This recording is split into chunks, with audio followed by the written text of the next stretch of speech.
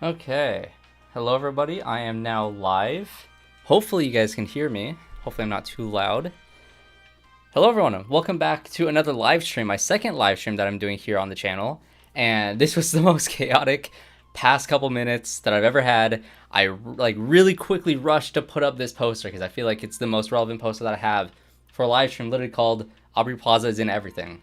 Because she is right now. She's in everything right now. And it's the kind of the whole point of the stream is to talk about some things that I don't necessarily have the time to dedicate myself to a full review for. And so we're going to be talking about some random films here. I have a little sidebar, actually. Here we go. This is going to be the list of stuff that we will be talking about in this live stream. Starting off with Agatha All Along. I did watch... I can't speak. I did watch Megalopolis on Monday for the early access fan event with the whole live theater experience. that was wild. I cannot wait to talk about Megalopolis. And we also have My Old Ass, which obviously I have the poster up for here.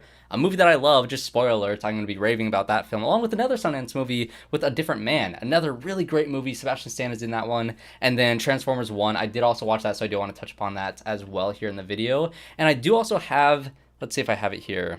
Yes, I do have my letterbox up as well, so I can kind of go over what I wrote in some of my reviews for some of these films, and anything else that I missed, you'll just see my recently watched stuff here. You can follow me on Letterboxd. My login, or I guess the, it's Brad K. Stowell, I believe is the username. So if you want to follow me on Letterboxd, you can go ahead and find me on there.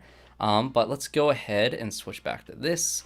Okay, so let's make some adjustments here. So yeah, welcome back to the live stream. If you guys are here in the chat, hello, welcome. I am paying attention to the chat. I will hopefully be keeping a good eye on the chat throughout this live stream. So if you have anything to add to any of this, or if you want me to talk about anything that is not here on the sidebar, I will talk about it. I'll for sure jump in and talk about whatever you guys want me to talk about here in this live stream. But again, I'm kind of doing this because I don't necessarily have time to do dedicated reviews for all of these things right now. I'm also going on a trip here in like a week or so, and so I will be kind of absent. I don't know if I will be able to get a review out for Joker 2, which comes out next weekend. I don't really know. I might see The Wild Robot this weekend and have a review out for that. I will for sure be doing a full review for Megalopolis, a full spoiler review, because I do want to watch that one more time before I get fully in-depth in my thoughts, so I kind of want to just get this out there as well. But as for next week, there's a whole bunch of stuff coming out that I'm really sad that I won't be able to talk about. The new VHS movie also releases next week on Shudder. I really cannot wait for that, but I'll get a late review out for that one as well, as long as like a whole bunch of other horror stuff that we'll be getting into throughout the month of October. But as of right now, let's just get right into this live stream talking about Aubrey Plaza, because in the past like 2 weeks or so, she's been in 3 different things. Obviously, Agatha All Along, Megalopolis, and My Old Ass, all very rapidly in succession. These 3 things came out, and she's just been on my mind because, you know, she's a great actress. I first saw her in, I believe, Legion. I think most people have her, you know, I guess the first role you know her from is, I believe she was in Parks and Rec. Is that the TV show that she was in? I'm not entirely sure. But she's a phenomenal actress, and I cannot wait to talk about her performance in all 3 of these so far. But the first one that I am going to be talking about is, of course, going to be, let's see if I can get it here. There we go, Agatha All Along. If you want to keep up with what I'm talking about, so if you're watching this on rewatch and you kind of want me to focus on whichever one of these on the live stream that you want to see specifically, I will have this little asterisk up there, and once that is highlighted on the thing that is the movie or the show that I will be talking about, I should have put the penguin on here.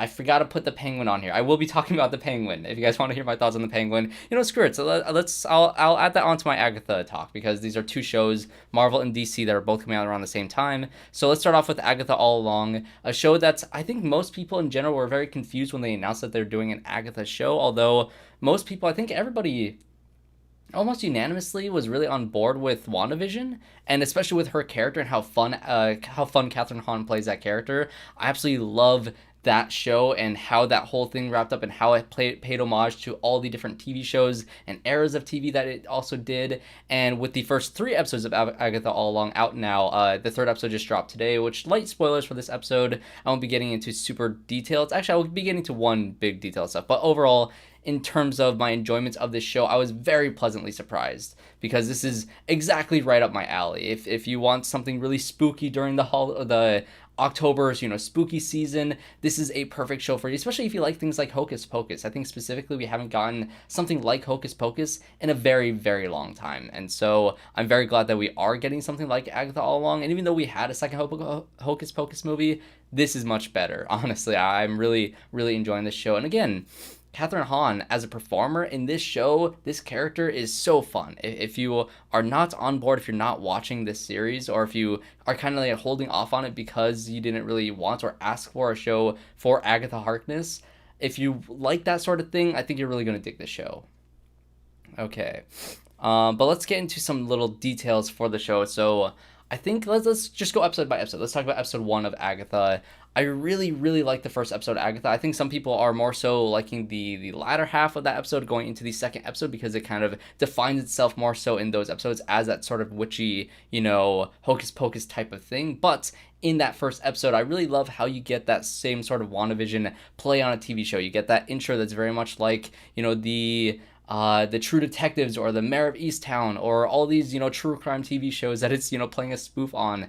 I love the fact that they're, playing into this modern era of TV in this series, as well as, how it played off of, the old eras of TV in WandaVision. So it felt like a nice transition from what we had in the world of WandaVision to now Agatha All Along. It feels like a nice transition if you were to go from one to the other. And then it gets into the actual witchy stuff. It gets into the actual, real world implications of what it all means and how the death of Wanda Maximoff is kind of leading this character to try to get her power back. She's broken from the spell that Wanda had given her at the end of WandaVision, and so you get to see her fun little journey through that. And I'm really digging this show so far, as we've seen in episode 3, which is kind of established, I guess, what we're going to be doing on the Witch's Road. I thought all that stuff was really interesting as well. And honestly, just adding a bunch of lore and ideas to having a show about witches, on this Marvel Cinematic Universe, and breaking that down and how their magic works and all these different types of witches they have that you need to get on the Witch's Road. All that stuff is really, really cool to me. I love how each character has at least mostly a unique personality to follow. I love that they're bringing Mrs. Hart along with the whole journey of this all, and I with episode 3 specifically. If you guys have watched the episode, you know how that ends. I'm very concerned for Mrs. Hart now, but it has been a fun just kind of journey to see these characters just kind of come together for this really weird stylistic show that feels like they had some idea that was worth making, even if this is an era of Marvel where they kind of, are trying to scale back on the amount of content that they have. But in order for an Agatha show to be greenlit in the first place, I feel like they had to have an interesting enough idea for them to get to that place. And it's, usually it's the stuff that we don't ask for that ends up surprising us the most. I think that is something that is really playing for the show specifically really well, is the fact that nobody really asked for an Agatha All Along show, but we're here, we're getting it, and I'm sure it's going to be a whole lot of fun. So those are my general thoughts on Agatha All Along, but I do want to get into one specific spoilery detail in the 3rd episode that we did get regarding the teen character. I'm forgetting the actor who played the teen. Let me pull that up because I don't want to forget the names of these people. Let's see. Agatha All Along. Let's pull this up on IMDb. Yeah, Joe Locke. Joe Locke plays the teen in this series, and I think most people are kind of in agreement that we all think it's going to be Wanda's son, Wiccan, I believe is the character's name, or Billy something. I don't know exactly. Let's see. Billy something. Somebody help me in the chats, please. Teen Billy. I think his name is Billy. Is it just Billy Maximoff? I thought he had a different last name. Maybe I'm going crazy for that. But either way, I think most people are in agreement that this character is probably going to be the Billy character. But they introduced an idea that was really interesting here in the 3rd episode that has, Agatha, in order to get the Darkhold in the first place, she had to give up something in her life, and she gave up her own son. And I think this is a red herring. I don't think that this Billy or this teen character is her son reincarnated. I do think that it's going to be a really interesting mirrored story between Wanda and Agatha, and what makes Agatha the true villain of those two, even though Wanda did some truly atrocious things, especially inside of Multiverse of Madness. I really like the idea that if this is Wanda's son, and she's, forming this bond with this kid, and maybe starts to think that maybe this is my son reincarnated, this is what I gave up for all this power, to only be revealed that, yeah, she gave up her son for power, versus Wanda, at the moment of her death, protected her son against the witches. That was their last wish. Their last wish to their kids was selling them to the devil or protecting them. And that is the choice that Agatha didn't make. And I feel like that'd be a really interesting character decision to make for that character. And I find that to be really fascinating. And I hope that is the case because I don't know, I feel like that gives a lot more depth to Agatha's character in general, and a character that I also really like, and I like the idea that maybe she did possibly give up her son to gain all this power. It's a really interesting dynamic that these two characters will have throughout the show, and I really hope they stick the landing on all of that. Or maybe it is just Agatha's son, and maybe she has to reconcile with that fact as well. I think either direction that they go, she has to reconcile with the choice that she made all those years ago for the power that she was seeking on the Witch's Road, and to get whatever she's going to get by the end of the show, I'm going to find that's interesting. Hopefully, no matter what, depending on how well it is executed, but I'm very much enjoying the show so far. And also, there was a name drop of Mephisto in the episode as well, which I think they're messing with us. Like, obviously, so many fans were excited for Mephisto to possibly be a presence in WandaVision, and that didn't end up being the case. But if that ends up being a thing in this show, cool, that's Marvel just throwing us a bone. Like, yes, you got a Mephisto name drop in this episode. If he shows up at the end of this series, that'd be really cool to see, but we have yet to see that here in the future. But those are just my general thoughts on Agatha all along. I'm very curious to hear if you guys are enjoying the show, especially those who were not really looking forward to it, or if you haven't seen it just yet. It really does dig into the style of WandaVision. Even episode 3 has like a reality TV or like, the housewives type of vibe to it, with them, seeing visions of their past and what really haunts these characters and what I guess their biggest fears are when they go into this really weird, trippy area of the Witch's Road until they crawl into the oven and escape by the end of the episode. A lot of stuff like that is very much, again, the style of WandaVision and honoring TV shows of the past. So really interesting stylistic choices in this show. Great performances from Catherine Hahn and Joe Locke as well, along with the rest of the witches in the cast. I'm really enjoying it. And also, like I said, I forgot to put Penguin on the sidebar here, but I am also really enjoying Penguin. I think in between these two shows, I think personally my taste is more in line with something like Agatha all along that has some really trippy elements, some horror, spooky elements. And I'm not really the biggest fan of crime or like, I guess, mafia or mob type movies or TV shows. I've never seen The Sopranos. I don't think I'll ever watch The Sopranos. I'm sorry if I offended somebody by saying that. Same thing with like the Godfather movies. I've never actually seen the Godfather movies. And I know I will be talking about Megalopolis in a second here. Francis Ford Coppola. I probably should watch his movies because obviously he's one of the biggest filmmakers of all time, one of the most iconic filmmakers of all time. But just mob movies just don't really draw me in, especially with how long some of those movies are. It just hasn't always been my thing. I know I really just have to dive headfirst and really get into it. But as of right now, it's not necessarily my style of storytelling that I really do enjoy, or characters that I like to invest myself in. But if it is connected to the world of the Batman and the Matt Reeves universe that he does set up, and of course, the great performance from oh my god, I'm forgetting his name. Chris Milioti is great in the show, but also the main guy, oh my god, the Penguin. What's his name? He's so unrecognizable. I'm forgetting his name. Colin Farrell. Colin Farrell in the show is also really good. I'm really digging it. As soon as Kristen Milioti got on screen and her character started really being as terrifying as she's meant to be in the show, I was fully on board. So now I'm on board with the show. I think we have two really great TV shows that are very different in both of these, universes, Marvel and DC, for, fans to enjoy, to talk about. And so those are my thoughts on at least the two TV shows that we have with Marvel Studios' Agatha all along, and of course DC's The Penguin Show. Very curious to hear your thoughts on it as well in the chat below. Are you guys enjoying the show? Or in the comments if you guys were watching this afterwards. I'm very curious to hear your thoughts on both of those series because they've gone off to really good starts for both of them. I'm really enjoying TV right now.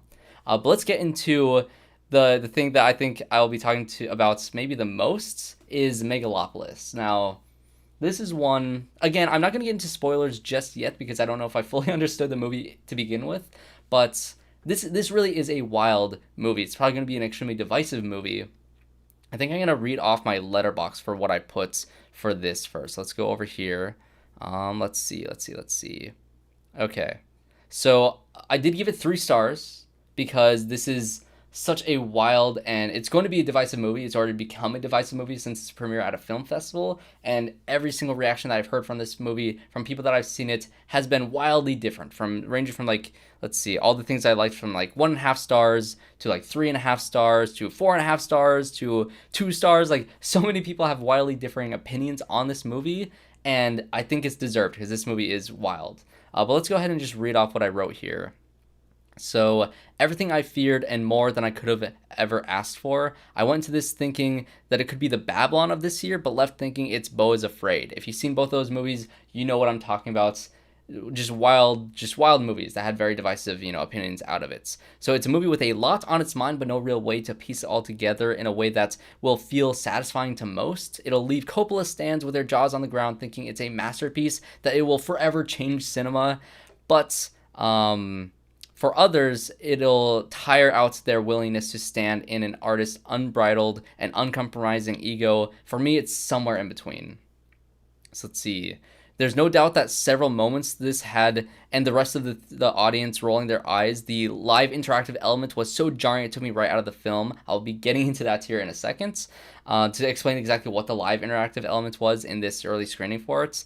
It was incredibly unnecessary, but I can see some thinking it is immersive. There are times I had no clue what Coppola was doing with Shia LaBeouf's performance. One particular storyline that ended so abruptly with no satisfaction or point other than it needing to be over now. definitely some moments that made me laugh where I'm not sure that that was the intent. Its vision of the future at times felt futuristic, but with many scenes where it clashed with its, Roman era costumes, moments where it felt like they shot it on a random day in New York in modern day, that makes me think that they entirely ran out of their budgets.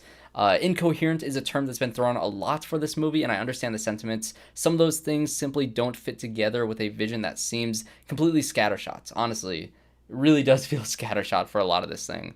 But I also do think that it's not entirely fair to use the word incoherent, because there is a lot of, great stuff in here with, possibly really strong intent from Coppola that I don't really know if I figured it out quite yet.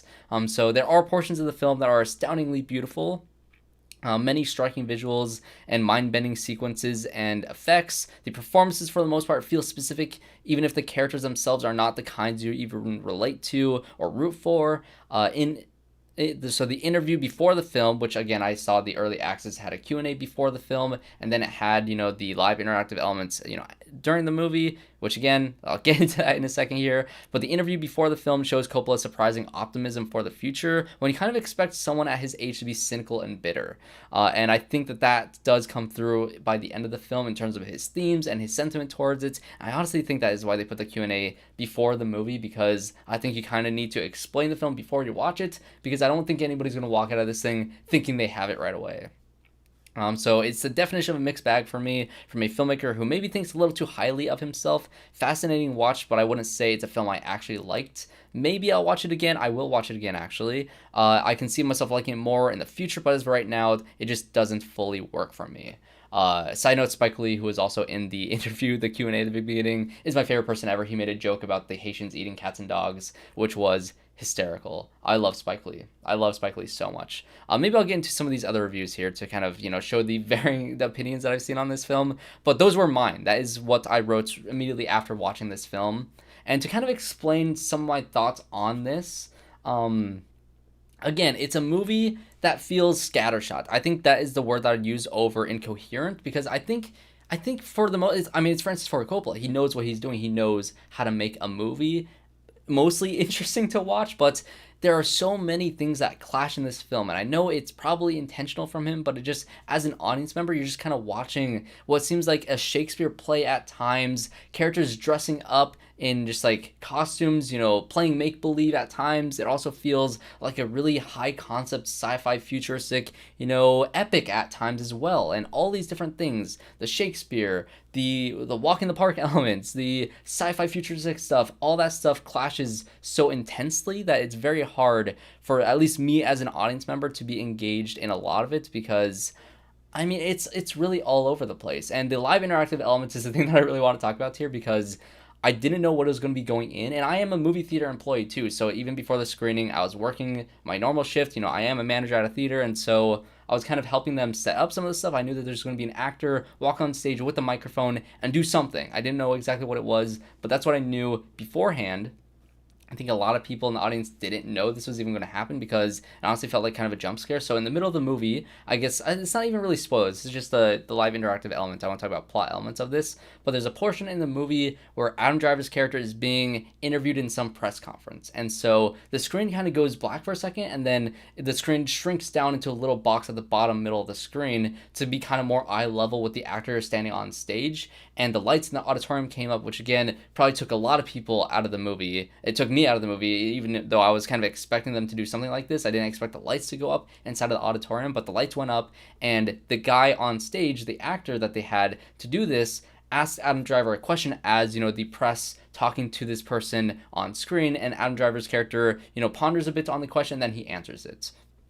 And I like the idea of this, but the execution, again, the lights coming up, it was totally jarring. The screen shrinking down into a little box in the bottom middle of the screen also felt really bizarre. I get that it's supposed to be eye level, but you're watching this on a massive IMAX screen, all of a sudden it shrinks down into a little box, and then he answers the question. I think the worst part about it, besides the lights going up, was the fact that, he asked a question in the microphone, and you see Adam Driver just kind of going like, and he's like really trying to think of an answer, but to me it felt like the timing was off, and I know they're trying to buy some time to be able to make it feel natural, but the gap in between the actor saying his line, I think he read it a little bit too quick, and to Adam Driver's response to it felt so disconnected that I can tell that I'm watching something that felt off. And it completely took me out of the movie to a point where, like, any normal screening of this movie, it's probably just going to be somebody off camera, ask the question to Adam Driver. I doubt it'll shrink the screen, and I feel like that'll be a much less jarring of a thing. And I think it would be a little bit more worth it if it was more than one question. That was all it was. He had a guy walk up on stage to ask this question in our audience, only for it to be one line, and then we move on. Lights went back down, and the movie played as if it was going off normally. Completely jarring to me, at least, and I don't know. I'm very curious to hear other people's experience with this live theater element. It just was really bizarre to me. I really don't know how I feel about that element in general. It just really took me out of the film. But as a film as a whole, again, I do think it was very scattershot and kind of all over the place. But it is interesting. There's a lot of interesting ideas. It's Francis Ford Coppola making a sci-fi film at times. Again, at times, or maybe some period Roman epic drama at other times. It's bizarre. It's a movie that you definitely have to see to believe. So if you haven't had a chance to watch Megalopolis, go check it out if you are interested, but I think it's going to alienate most audience members. I can honestly see a lot of people walking out of it like 15 minutes in, just not knowing what the hell they're watching and wanting a ticket to something else. I can very much see that happening as well. But that does get its wide release, and I will be watching it again on Thursday to hopefully get a spoiler review out on Friday. At least I'm going to try to do that, because I do want to try to get a better understanding of what the film is actually trying to say before I get into full spoilers for it. So I will be talking about that here in the future, but as of right now, those are my thoughts on Megalopolis. Let's actually look through some of the reviews that I liked here. So let's go back down here. This guy is great. I do follow David Chen on Letterboxd. He wrote, "It gives me no pleasure to report that Megalopolis is a disaster. It's one of the only films I've seen where every actor is performing in a different type of film. Subplots are introduced with zero payoff. Payoffs are introduced with zero build-up. The plot is virtually incomprehensible, and it's tonally a mess. The movie purports to be an indictment of a man's hubris, but there's only one hubris on screen, and that is that of Francis Ford Coppola." And again, I don't entirely disagree with this sentiment. It really does feel like there's actually one element that really had me rolling my eyes. It's like, come on, Coppola. You have to know that your ego is literally on screen. Like, there's no self-awareness at all in that moment, and I found it to be really, really just his ego making this movie. Nobody told him no. Like, absolutely nobody told him no when he was making this film, and it very much shows. Let's read one of the higher ones that I wrote. Anti-imperialist Beau was afraid. Yeah, I can see that. I'm not the only one who thought it was a Beau was afraid type of thing. Let's see what else. 3.5 stars. Let's see, who is this? So what if The Godfather was a Shakespeareified Tenet? Wow, Platinum is the coolest name ever for a girl. Yeah, a lot of weird stuff in this movie. Again, I guess comparing it to Tenet is also probably an interesting comparison as well. Let's see. Let's see. Let's go this one. Who gave it 4 stars? If Shakespeare played Animal Crossing, smoked a joint, and then watched The Hunger Games, Tomorrowland, and Enter the Void back to back, and JoJo Siwa rebrand somehow? Question mark? Exclamation points? Yeah. Again, these are wildly different reviews here. So many different varying opinions. Let's do one more like half-star one. Let's go back. Let's see. This one, did I look at this one yet? This is exactly why we should let Tarantino retire. I agree. I agree. I'm so glad he's not doing the film critic movie, because I feel like that could have been as much of a disaster potentially as something like Megalopolis. But that's all for another day to talk about Tarantino's final film. But either way, Francis Ford Coppola's Megalopolis is an absolutely wild thing to behold. It's very interesting, but again, I don't know if I necessarily like the movie. It just exists, I guess, and go watch it, maybe. Oh, actually, this whole stream is called Aubrey Plaza's and everything. Aubrey Plaza is in this film, and honestly, I think she's one of my favorite parts, because I feel like, I don't know, I kind of feel like she knows exactly what movie she's in. She is she's pretty much the same in pretty much every movie. She has that awkward tendency to her. Her comedy in these films is very specific to what Aubrey Plaza does in a lot of these things, and she plays a very interesting character where she's just kind of like trying to get power in any way that she can, and there's one absolutely wild scene between her and Shia LaBeouf that was extremely funny to watch, but also I don't know if Coppola thought it was funny, or if he thought, I don't know. It's it's strange. This is the strangest movie ever. But Aubrey Plaza was great in the film. I have to give her credits for really going for it in this movie and being weird and wacky as she normally is. She was a lot of fun in the film. But let's talk about one more Aubrey Plaza film with My Old Ass. This is a film that's getting its wide release this weekend. It has its limited release here in Los Angeles and probably some other bigger cities. But as of right now, this is a movie that is going to be getting its wide release soon, and I highly recommend this film. If you have never heard of this movie, it's from the director of The Fallout, which is a movie starring Jenna Ortega, and let's get the other actress actually who was in this movie. Let's see. Let's go. Let's go to my diary. Let's see. Okay. Let's go to the film. Let's get the actress who was in the other film. Let's see. Come on. Get there. I don't know why I'm trying to use Letterboxd to IMDb. That's one bone that I have to pick with Letterboxd. It's kind of hard to navigate it without, going to the wrong place. Maddie Ziegler. Okay, so her first film was called The Fallout, starring Jenna Ortega and Maddie Ziegler. This film is her follow-up film, her second film, which is another really great film. This director is Megan Park. She did both of these movies, and this one stars Maisie Stella, Aubrey Plaza, Percy Hines-White, and Maddie Ziegler again. And this movie is essentially about Maisie Stella's character who, takes some shrooms on her 18th birthday and has a trip and gets to talk to herself in the future, who is played by Aubrey Plaza's character. And she essentially has some warnings to her, some things and advice to do at this age where she's going off to college. She's leaving home for the first time, and she's having all these different feelings about, a massive change in her life. And this movie perfectly captures that feeling of one era of your life ending and a new era beginning. And you don't really always get a chance to tell when something like that is happening in your life. And so to be told that and to be able to not take things for granted, especially when it comes to your family, was a really beautiful story to be told. And I think in particular for me, I moved away from my home just last year. I moved to Los Angeles, and it was a massive change in my life. And I do think that this is a movie that came out. There's several movies that came out at the perfect time in my life that just really does impact me emotionally. I think Toy Story 3 was definitely one of them. Came out at the perfect time in my life, and now I think this is yet another film that is just, it just strikes the right chord for me personally with this character that I found extremely relatable. And I think Maisie Stella is going to be a star. I think this is her first theatrical performance. I think she's worked in a lot of TV shows, but this is her first movie that she's led. And to be quite frank, Aubrey Plaza is not in this film a lot.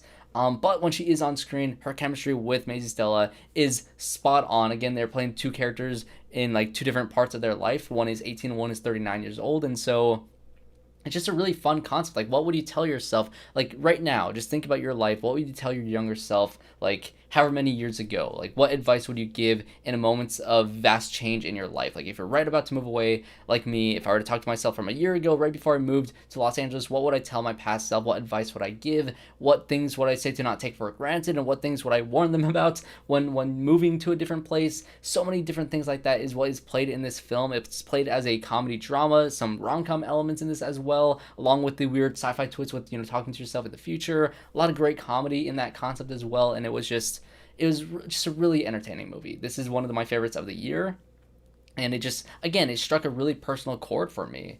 And I don't know, I just can't say enough good things about this film. I highly recommend it, especially if you have watched The Fallout. Again, another phenomenal film from Megan Park. I think that one is still a little bit better than this one because I have a hard time even thinking about that movie without tearing up. That movie is just an absolute, just emotionally devastating film. If you know what that film's about, then you know that's probably going to be a tough watch, especially as that film begins and ends. Everything in between, it's just a very emotional film. And this film, it does have very emotionally devastating moments in here that I won't want to spoil for you, but it will sneak up on you. This film, there's some lines of dialogue that will really impact you deeply, and it is just a beautiful film. Again, one of my favorites of the year. Really did enjoy this. It also premiered at the Sundance Film Festival in January. I didn't get a chance to watch it at Sundance this year because it wasn't available on the online portion, but it is now in theaters, wide release this weekend. So go check out My Old Ass. It is very good. A very, very, very good film. And Aubrey Plaza, again, is in everything. She's in Agatha All Along, Megalopolis, and My Old Ass, all coming out within 2 or 3 weeks of each other. Really great films. Loved most of them, except for Megalopolis. That one, I'm still thinking about that one. Not entirely sure if it's good or not. But I'll get back to you guys later on the weekend with my full spoiler review for that. But also, go watch My Old Ass. It's great. Another Sundance film that premiered in January was this one right here, A Different Man.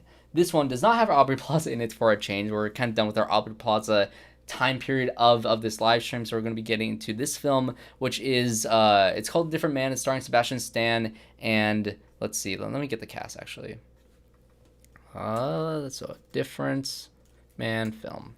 Okay, so A Different Man, it stars Sebastian Stan, Adam Pearson, Renee Rensve, who was in The Worst Person in the World, another Sundance film. I think it actually premiered at some other film festivals as well. But those are our three main characters in this film, and essentially what it's about. Let me just read the general synopsis for it. Let's see. Premise. Okay, so after undergoing surgery for a new start in his life, Edward, a man with neurofibromatosis, becomes fixated on Oswald, an actor with the same condition who is playing Edward in a stage production based on his former life. So it's a very meta film. And so if you know who Adam Pearson is, let me see actually if I can pull up an image. Let's see. Let's go back to here. Okay. Let's go to my profile and go to A Different Man.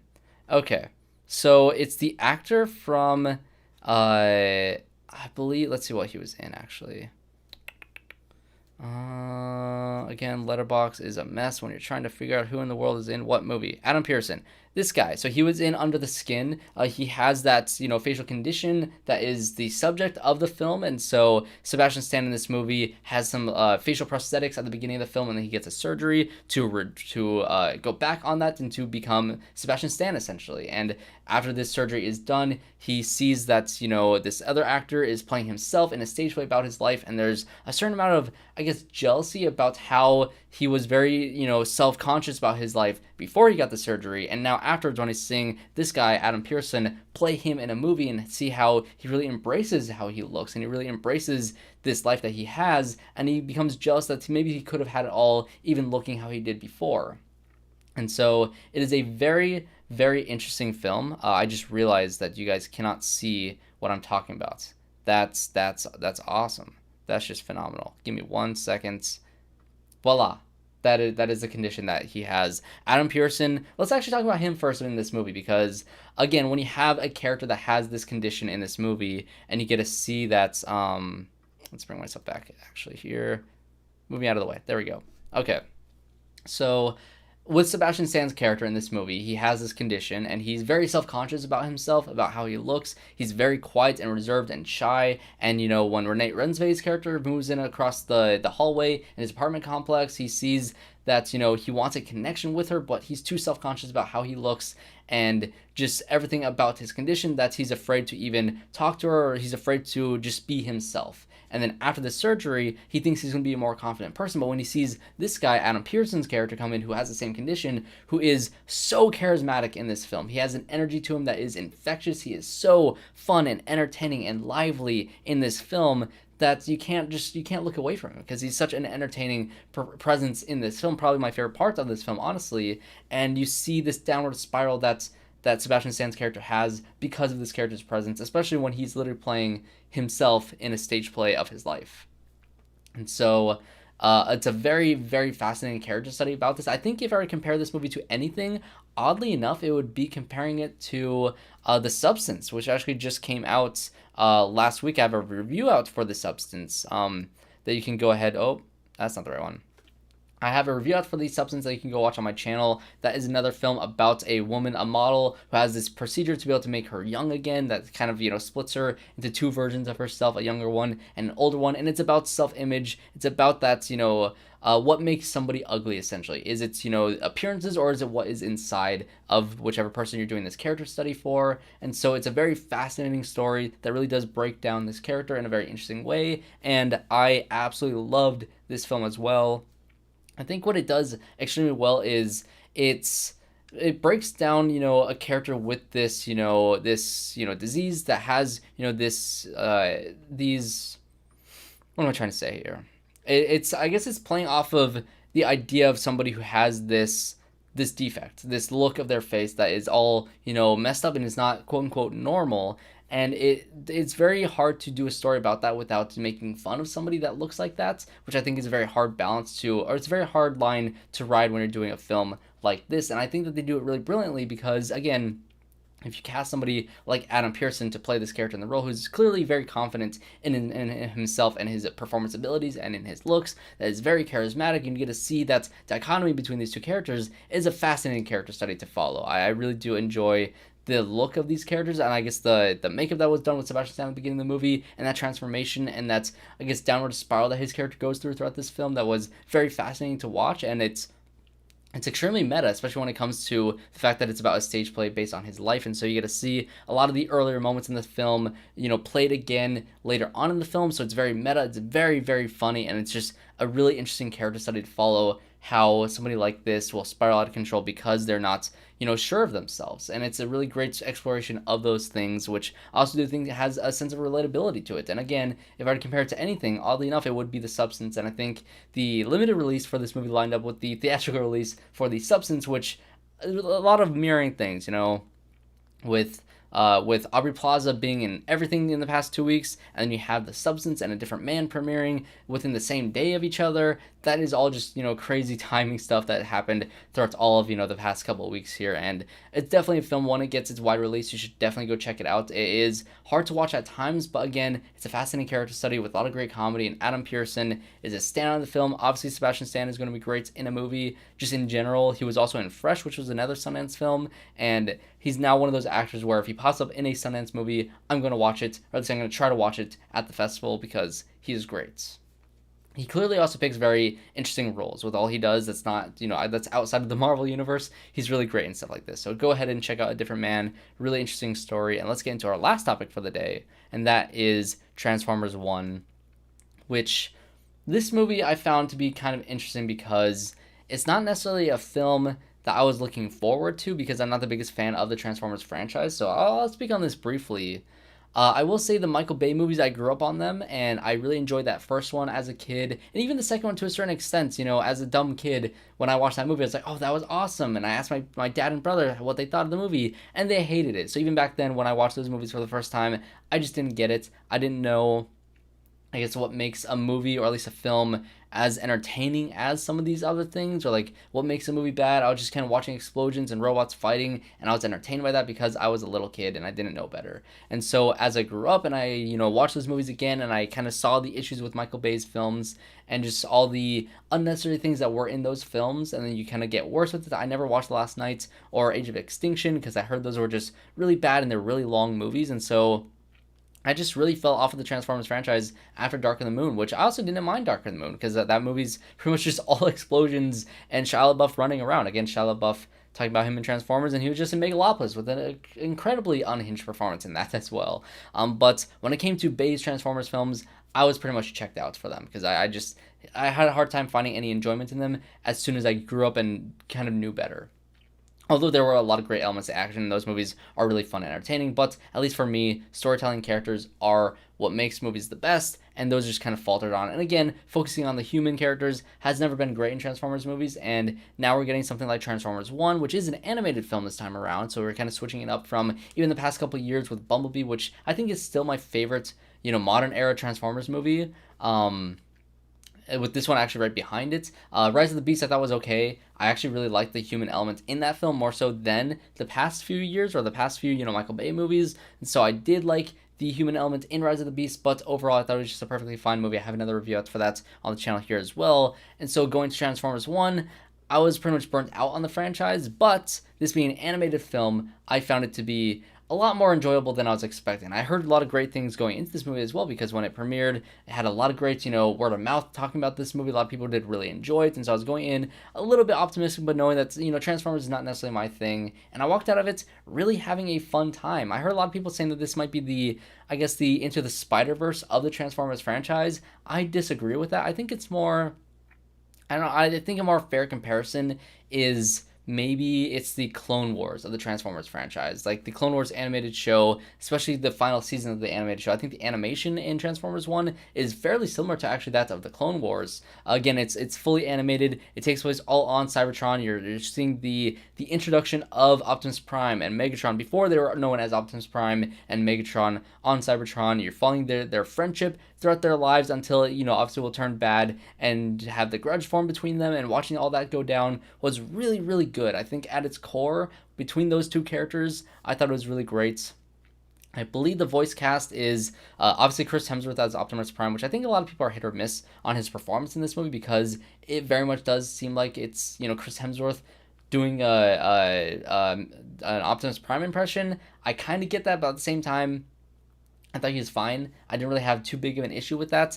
Then Brian Tyree Henry voiced Megatron in the film, which I thought he was phenomenal. I think most people are really agreeing that his arc in this film specifically, and his downfall into becoming Megatron, was really, really good. I think that's easily the best part of this film. And then you have Keegan-Michael Key, who plays B. I forget actually what his character's name is in this movie, but the nickname is for B. He does eventually become Bumblebee. I think he's a perfect choice for playing that character. He was very, very funny. His random thoughts and his little friends in his little trash compactor area named Steve. That was really funny to see all the stuff that with this character and what they did with the comedy there. Keegan-Michael Key is obviously a very funny performer, and so he's really great as the voice of this character in this film.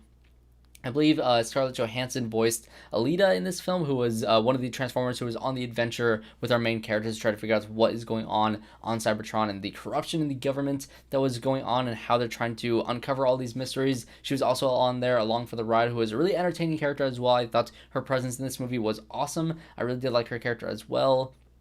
But again, it really is that core message, or I guess the core story of these two friends becoming enemies, that really did sell me on this film. I think the first 20 or so minutes was like, I don't think this movie's going to be for me. But if you stick it through and you watch the whole thing and you really get into the idea of these two characters becoming enemies, it's really, really entertaining. So I really did enjoy Transformers 1 quite a bit, and I would recommend it for anybody who is a fan of the Transformers franchise.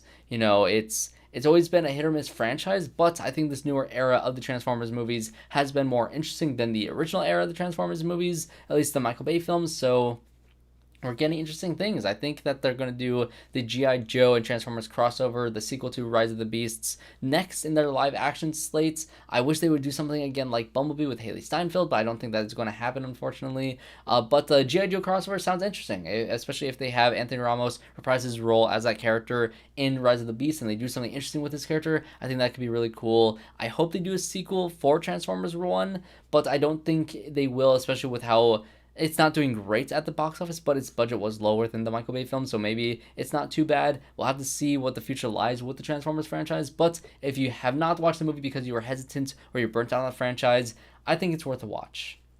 Honestly, even if you do wait for streaming, I do think it's worth checking it out. But that is the last movie that I have here on my slate. Let's actually pull up my Letterboxd one more time to see if I'm missing anything. Let's go back to my profile. Let's see. So let's actually just go to the diary. Here we go. So these are things that I watched recently. Oh, Never Let Go. I did watch Never Let Go. I did rewatch Obi-Wan Kenobi. Underrated series. Y'all are just crazy for, hating that in general. Star Wars fans are just, we don't talk about Star Wars fans. I did talk about Speak No Evil. I do have a review out for that. Obviously, Long Legs. I rewatched Long Legs. Long Legs is great. Never Let Me Go. This is actually another Alex Garland film that he wrote. He didn't direct this one, but it's really interesting and really sad. Nobody's heard of this movie, but I have been thinking about it recently, and I watched it, and it's really good. But Never Let Go. Let's talk about Never Let Go really fast. Let's read my little letterbox for it. I gave it 3 stars. I did like Megalopolis more than this. They had the same rating, so if that gives you any perspective on what I thought about Megalopolis, let's just say it's still better than Never Let Go for me. But let's see. So I'm surprised at how much Alexander Aja, who directed Crawl, I believe, relied on the 2 young actors to carry this movie. The 2 young kids in this film are phenomenal. They were really, really good. So if anything, those 2 performances, even if they were at times still child performances, are really memorable. Halle Berry is also very good, and her character's uneven behavior adds to the kids and the audience constantly questioning what's real. It does feel like a Bird Box meets A Quiet Place type of thing, but you don't know if those crazy things in the outside world is real, because this mother character played by Halle Berry is really unreliable in her narrative. She tells her kids all these stories about these, demons that live outside of their house to never let go of this rope. If you were going to go out, you got to be really careful. If you let go of this rope, the demons can get into your head. And the only person that can really see these demons is Halle Berry's character. And so you don't really know what's real and what's not. And it really adds a lot of great conflict between these kids and the mother. That was the heart of the film. I think the problem for this movie for me was, I think it just wasn't that scary. I think I put here, so let's see, not as intense or unrelenting as some other AHA films, but enjoyable enough for horror fans that don't want to experience or can't handle all that is The Substance. Because this came out the same weekend as The Substance. Substance is an all-out, just crazy and ridiculous body horror, just bloody and just really crazy film. That movie I did really enjoy, but it's not going to be for everybody. This is a lot more streamlined film. But, working at a theater, I have had a lot of people walk out of it just really not liking it at all. I thought it was fine, but I get it if you just walk out of this film just really hating it. Again, I think the two kids in this film are genuinely really good. They're really good in this film, but I think overall it was a letdown for me, especially since I am a fan of Alexander Aja. Let's actually pull up what he's done before. Let's see.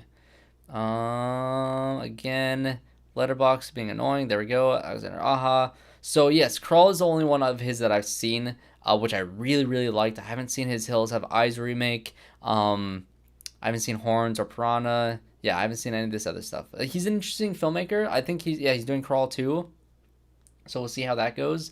But in general, it just wasn't as visceral as something like Crawl. If you haven't seen Crawl, go check it out. It's really, really good. But Never Let Go. If you see it on streaming in a few months, maybe check it out. If you like Halle Berry, I don't know. But yeah, actually, hold on. Let's look one more time. Was there anything else I wanted to talk about? Let's see. Is there anything you guys want me to talk about in the chats? Or are we good to wrap up the stream? Let's see. Let's go to the diary again. Yeah, I think that's it. Different Man, Megalopolis. Oh, Under the Banner of Heaven. I finally watched that series on FX or Hulu. Stars Andrew Garfield. Garfield's great in it. I don't know if anybody wants to hear anybody else talk about Under the Banner of Heaven 2 years after it was released, but very great miniseries that I also did watch. But that's going to be my stream for today. I think I've talked about everything that I wanted to talk about. Let's go back to this again. Let's just pull this one up. There we go.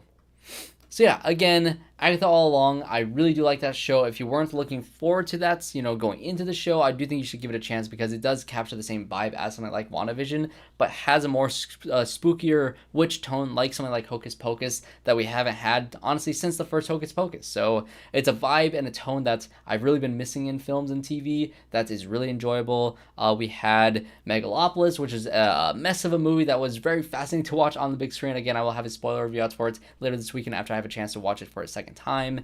We of course had My Old Ass, which is probably one of my favorite films of the entire year. Aubrey Plaza is phenomenal in that film along with Maisie Stella. Maisie Stella, honestly, really good. I cannot wait to see her next film role. She was phenomenal in that. Go check that one out. I think that's my biggest recommendation of all these films. A Different Man, again, highly recommend that movie. Another Sundance film that really, really does work. Adam Pearson, Sebastian Stan, both great. Renee Rensve, also really great in the movie. And then obviously Transformers 1. If you're a Transformers fan, you'll probably really enjoy it. Or if you're not a fan of the Transformers movies, I don't know if it'll win you over. But if you want to see something that is more in the vein of like a TMNT, like the recent animated one that they just released, or, Spider-Verse, or even the Clone Wars version of the Transformers universe, I think this one is it. So that's going to be it for my live stream today. Thanks everybody for joining me in the live chat. This was just me talking about a bunch of films. I think I might do this a little more often because I don't always have time to talk about some of the smaller movies that I watched throughout the year. Again, I will be out next week, so I don't know if I'll have a review out for Joker. I will try to, but we'll have to wait and see if I'm able to. Since I will be out of town, I won't be in my normal setup, so maybe I'll do something just like in my car on the drive home from the theater. We'll have to see what we do for that film, but I will be watching it. I will be, talking about it at some point, but yeah. That's going to be it for me in this live stream. Thanks everybody for checking out if you watch it live. And if you didn't watch it live and you're watching this after the fact, let me know of all these things. What did you enjoy most and what do you want to hear me talk about in the future? What other films are out there that you're interested in hearing my thoughts on? Again, this wasn't as horror related as some of my other stuff was, but I did enjoy talking about a lot of these things. And hopefully I'll have full reviews out for especially some of these shows like Agatha and the Penguin later on in the month, or at the end of the month, or next month when those films end. So a lot of stuff to check out here on the channel. Again, leave a like if you did enjoy the stream. Comment down below. Subscribe to the channel if you want to see more reviews just like this one. I hope to see you all in my next one. Let's play the music out and let's get out of here. Let's see, where's my music? Here it is. Play music. There we go. Okay. Boom. Music. See you guys later.